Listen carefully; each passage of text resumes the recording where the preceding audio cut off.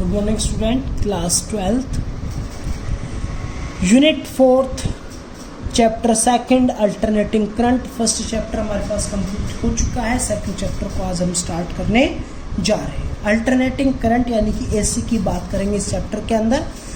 तो alternating current के अंदर पहले हम कुछ बेसिक के बारे में पढ़ना चाह रहे हैं, फिर उसके बाद में जो इनके टॉपिक्स होंगे उनको पढ़ेंगे। ठीक है। The magnitude of alternating current changes continuously. आपको पता है कि जो एसी का जो डायग्राम है वो ये क्या कहता है कि वो आपके पास टाइम के साथ अप एंड डाउन के ऑर्डर के अंदर चलता है, और डीसी एक स्ट्रेट ऑर्डर के अंदर चलता है, जो कि वेरिएशन नहीं होता है।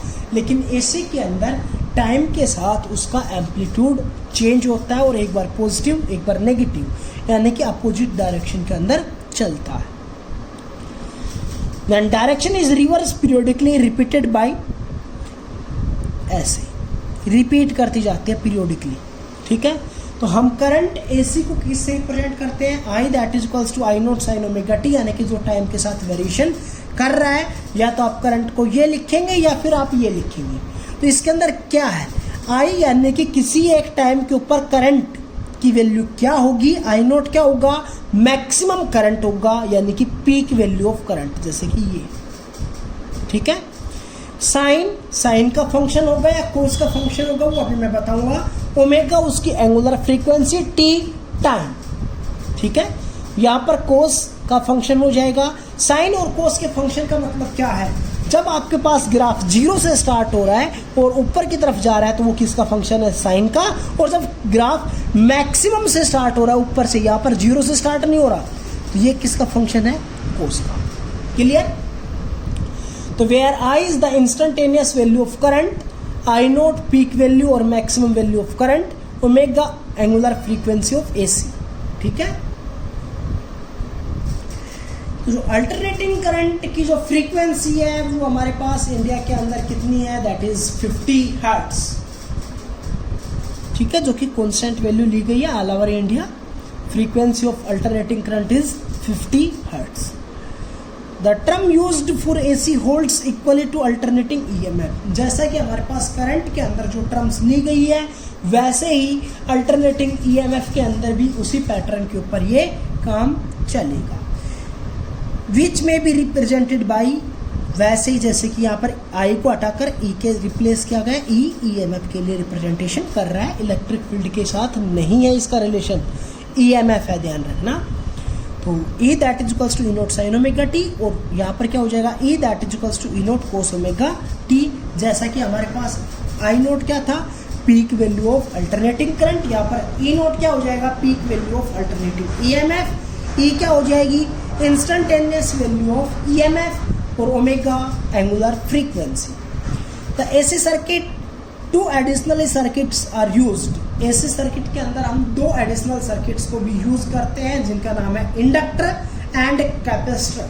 कैपेसिटर हमने फर्स्ट यूनिट के अंदर पढ़ा था, इंडक्टर हम आगे अभी पढ़ेंगे। इंडक्टर को कैपिटल एल से रिप्रेजेंटेशन किया जाता है। जब प्योर इंडक्टर्स होते हैं, उनके अक्रॉस जो पोटेंशियल डेवलप होता है, ड्रॉप होता है, तो वो क्या होता है? V that is equals to L D I by D T. ठीक है। जैसे कि जो हमने लास्ट टॉपिक पढ़ा, mutual induction and self induction. तो ये क्वाइल्स जो काम कर रही है सर्कुलर के अंदर, वो एक इंडक्टर ही कहलाता है। ठीक है। और वोल्टेज डेवलप अक्रॉस कैपेसिटर क्या होता है? I that is equals to D Q by D T होता है। और कैपेसिटर के अंदर क्या होता है? Q that is equals to C V होता है। और वी किसके बराबर होता है? Q by C. तो हम यहां से क्या लिख सकते हैं? D Q by D T, Q की जगह पर सी वी पुट कर दीजिए। ठीक है। तो हमारे पास क्या हो गया? I that is equals to D by D T of C V. C constant है, इसलिए आगे D V by D T. Current जो होगा वो होगा C इंटू के अंदर dV बाई dt। ठीक है। नेक्स्ट टॉपिक हमारे पास है transient current. Electric current which vary for a small finite time, यानी कि जो करंट जो हमारे पास स्मॉल फाइनाइट टाइम के लिए वैरी करता है, while growing from 0 to maximum, जब वो चाहे 0 से मैक्सिमम हो रहा हो, और while decaying from maximum to 0। Grow बढ़ेगा कहां से कहां तक बढ़ेगा, 0 से मैक्सिमम, और डिके मतलब लॉस, कहां से कहां तक डिक्रीज होगा, maximum to 0 is called transient current. छोटे से time interval, finite time interval के लिए जो करंट के अंदर वेरिएशन हो रहा है, चाहे वो 0 से मैक्सिमम हो रहा हो या मैक्सिमम से 0 हो रहा हो, उस टाइम के ऊपर जो करंट होगा वो क्या कहलाएगा, ट्रांसिएंट करंट कहलाएगा। अगला जो टॉपिक है वो हमारे पास है growth of an current in an inductor. यानी कि हमने एक सर्किट लिया, उसके अंदर रेजिस्टेंस और इंडक्टिंग कॉइल ली है, उनको एक मोर्स की के साथ यूज किया गया है, उन दोनों को एक इलेक्ट्रिक फील्ड के साथ ईएमएफ के साथ जोड़ा हुआ है। की को क्लोज्ड करेंगे तो हमारे पास क्या होगा, वोल्टेज डेवलप अक्रॉस होगा आर के और वोल्टेज डेवलप होगा अक्रॉस एल के। वो दोनों इक्वल्स टू किसके होंगे, जो हमने वोल्टेज लगाई थी यानी कि ईएमएफ दी थी उसके इक्वल होगा। तो वोल्टेज डेवलप अक्रॉस आर क्या होता है, that is equals to I into R, और वोल्टेज ड्रॉप अक्रॉस इंडक्टर क्या होता है, जो अभी हमने लास्ट पीछे पढ़ा, L D I by D T. अगर हम इन दोनों का सम कर दें तो किसके इक्वल होगा, जितनी ईएमएफ हमने अप्लाइड की थी उसके इक्वल होगा। तो हम यहाँ से ये लिख सकते हैं। एक बात और, जब आपने की को क्लोज किया ही था तो उस टाइम के ऊपर क्या होगा कि इसके अंदर करंट की वैल्यू क्या होगी, 0। की को क्लोज्ड किया तब इस टाइम के ऊपर करंट की वैल्यू क्या हो गई, 0। और जब धीरे धीरे ये काफ़ी टाइम तक सर्किट को क्लोज्ड रखा तो हमारे पास एक टाइम क्या होगा कि उसके अंदर ये वाली कॉइल है, इसके अंदर चार्ज को स्टोर करेगा। चार्ज स्टोर करने के बाद जो वेरिएशन हो रहा है उसके बाद चार्ज और ज़्यादा वेरिएशन नहीं कर पाएगा, यानी कि चार्ज जो करंट है वो आपके पास चेंज होना क्या हो जाएगा, बंद हो जाएगा। मतलब कि एक ऐसा टाइम आएगा when current in the circuit is maximum, जब आपके पास करंट इस सर्किट के अंदर मैक्सिमम हो जाएगा इस सर्किट के अंदर, तो उस टाइम के ऊपर क्या करंट वेरी करेगा, वेरिएशन होगा विद रेस्पेक्ट टू टाइम। जब करंट की वैल्यू मैक्सिमम हो गई तो हम ये कह सकते हैं 0 से मैक्सिमम पहुंच चुका है, उसके बाद उस सर्किट के अंदर से करंट टाइम के साथ वेरी नहीं करेगा, यानी कि D I by D T change in current with respect to time that is equals to 0 हो जाएगा। अगर हम ये वाली वैल्यू यहाँ पर पुट करते हैं तो हमारे पास क्या हो जाता है, E that is equals to I note R. तो हम ई की जगह पर क्या लिख सकते हैं, आई नोट आर प्लस 0, यानी कि E that is equals to I note R. इसको अगर हम यहाँ पर पुट करें तो क्या हो जाएगा, I note R that is equals to I R plus L D I by D T, ये बनेगा। अगर हम इस टर्म को इधर लेके जाएंगे तो ये वाले टर्म हो जाएगी नेगेटिव की, तो क्या बन जाएगा, आई नोट आर माइनस में R I that is equals to L D I by D T, R into common ले लेंगे तो क्या हो जाएगा, आई नोट माइनस में I that is equals to L D I by D T. अब देखो इस आई नोट माइनस आई को तो मैं इधर भेज दूँ और एल और डी टी को मैं इधर लेके आऊँ तो क्या हो जाएगा, R by L into D T that is equals to D I by I note minus I, ये टर्म बनेगी। अब हम यहाँ पर इसका इंटीग्रेशन करते हैं तो हमारे पास क्या होगा, दोनों साइड इंटीग्रेशन लगा देंगे। इसका इंटीग्रेशन क्या हो जाएगा, 1/x। लेकिन ध्यान रखना है यहाँ पर ये i के रेस्पेक्ट में हो रहा है और ये दोनों टर्म्स i के रेस्पेक्ट के अंदर ही है। तो यहाँ पर आपके पास x नेगेटिव के टर्म है तो वैल्यू क्या आएगी, 1/x का इंटीग्रेशन क्या होता है, log x।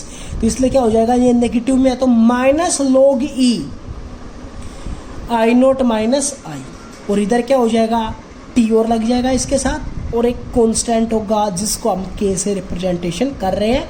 मैथमेटिक्स के अंदर आप c से भी रिप्रेजेंटेशन करते हैं। ड्यूरिंग ग्रोथ, जब ग्रोथ होगा तो उससे पहले करंट की वैल्यू क्या होगी, 0। कब होगी, जब टाइम की वैल्यू क्या होगी, 0 होगी। जब हमने की को क्लोज किया होगा तब ही।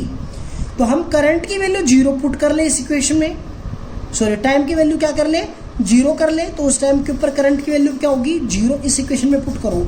Minus log e I note minus 0, तो यही बन गया I naught that is equals to R by L into 0 plus के किसके बराबर आ गया, 0 प्लस के तो के की वैल्यू क्या हो गई, minus log e I naught, यहाँ पर पुट कर दीजिए तो क्या हो जाएगा, minus log e I note minus I that is equals to R by L into T plus K की जगह पर क्या कर सकते हैं, minus log e I naught, यहाँ पर पुट कर दीजिए। इस टर्म को मैं इधर लेके जाऊंगा तो क्या हो जाएगी, प्लस की।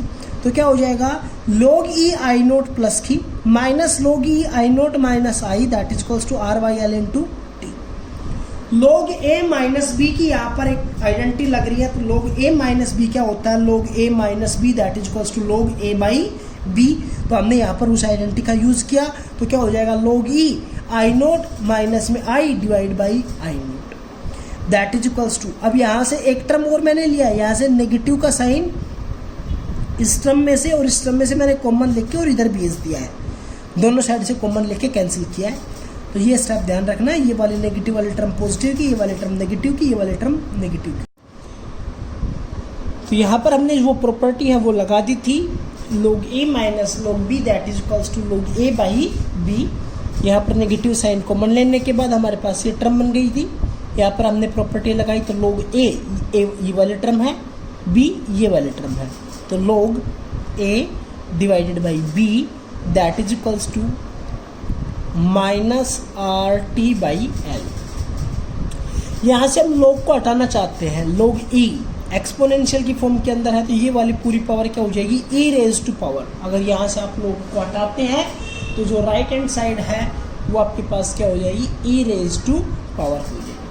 तो क्या हो जाएगा आई नोट माइनस में I divide by I naught that is equals to e raise to power minus R L minus में R by L into T. अब देखो यहाँ पर मैं आई नोट बाई आई क्या हो गया, I naught by I naught 1 minus I by I naught, तो मैं इसको ये लिख सकता हूँ 1 minus I by I naught that is equals to E raise to power minus R by L into T. अब देखो इस टर्म को मैं इधर लेके आऊँगा तो पॉजिटिव और इसको इधर लेके जाऊँगा तो नेगेटिव, तो क्या हो जाएगा 1 माइनस में E raise to power minus R by L into T that is equals to I by I naught, और आई किसके इक्वल हो जाएगा आई नोट इधर जाके मल्टीप्लाई में, तो आई हो जाएगा आई नोट इंटू 1 माइनस में E raise to power minus R by L into T. अगर हम ये कह दें एल बाई आर आपके पास टाइम है, टाइम कॉन्स्टेंट है, तो आपके पास क्या बनेगा I that is equals to I naught 1 minus E raise to power minus T by torque, क्योंकि टोर्क को हमने क्या लिया है एल बाई आर और यहाँ पर है आर बाई एल, तो 1 अपॉन की फॉर्म के अंदर आएगा तो हो जाएगा T by torque.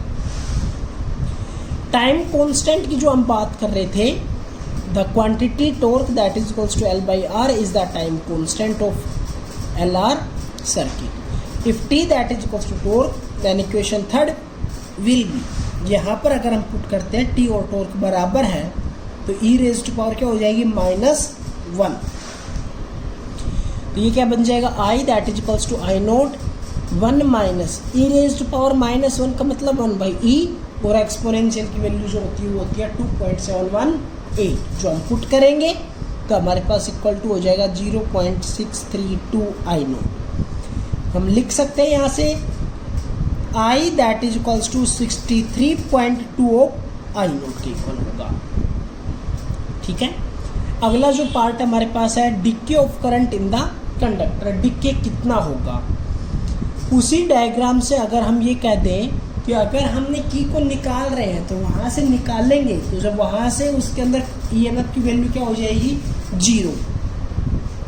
When key is release the battery is cut off, then IR plus यानी कि potential drop across resistance plus potential drop across inductance that is equals to क्या होता है अप्लाइड ईएमएफ। और जब आपने अप्लाइड ईएमएफ की को हटा दिया है तब वहाँ पर ईएमएफ कितनी है दैट इज इक्वल्स टू 0। तो क्या हो जाएगा LDI बाई dt, इस टर्म को इधर लेके जाएंगे तो माइनस में I इंटू आर। अब I वाले टर्म एक साइड, बाकी टर्म दूसरी साइड, तो DI इस I को इधर लेके आएंगे तो डिवाइड बाई I, और L को इधर लेके जाएंगे तो R by L into D T negative का। दोनों साइड इंटीग्रेशन करेंगे तो क्या हो जाएगा integration DI by I that is equals to integration R by L into D T.